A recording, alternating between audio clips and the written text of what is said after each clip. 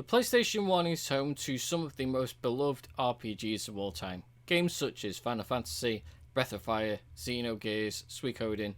There's so many RPGs on this system. Today I'm going to go over a list of the top 10 RPGs as rated on Metacritic. So this is the critics that have given these scores, not myself. They're not my top games, they're just how they've been rated. So without further ado, number 10, Lunar 2 Eternal Blue, which scored an 86. This is a turn-based RPG developed by Game Arts and was released in 1998. Number 9, Alundra, scored an 86. This is an adventure RPG released in 1997.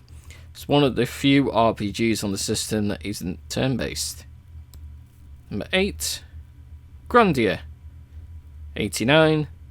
Released in 1997, developed by Game Arts again. Currently, I am playing the remastered version. Number 7, Final Fantasy Chronicles, 89. Developed and published by Square. Combined package of Final Fantasy IV and Chrono Trigger, but it wasn't released in Europe. Number 6, Final Fantasy VIII. Scored a 90. Released in 1999. Square Enix developed and published game. One of 4 Final Fantasy games on this list, and my personal favourite. Number 5, Vagrant Story. Scored a 92. Released in 2000, developed and published again by Square Enix, part of the Ivalice Alliance series of games, which includes Final Fantasy XII and Final Fantasy Tactics. Number 4, Final Fantasy VII, scored a 92. Released in 1997, this is another Square Enix developed and published game. Arguably the most influential RPG of all time, changing the RPG scene from Nintendo consoles to PlayStation in the late 90s. Number 3, Castlevania Symphony of the Night, scored a 93, was released in 1997. This is a Konami developed and published game.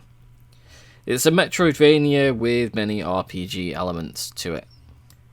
Number 2, Chrono Cross, scored a 94 and released in 1999. This is a Square Enix developed and published game. It's a successor to Chrono Trigger and also has a modern remaster. And number 1, Final Fantasy IX. Released in 2000, it is another Square Enix developed and published game, and it's the highest rated Final Fantasy game still to this day. Personally, I think it's crazy that 6 out of the 10 top RPGs on the system were Square Enix developed games, and then 4 of those are Final Fantasy. It really shows that Square Enix were on top of the game back in the PS1 era when they were Squaresoft. It would be interesting to see what a top 10 list looks like without Square Enix, so that might be something that we do in a future video. There are a lot of games nowadays as well that are kind of a tribute to Final Fantasy and these old Square Enix games as well. Games like Expedition 33, which came out recently, which is very much by the developers described as being a tribute to like these older Final Fantasy games. But yeah, if you did enjoy this video, don't forget to like, comment and subscribe. Thank you for watching, and I'll see you in the next one.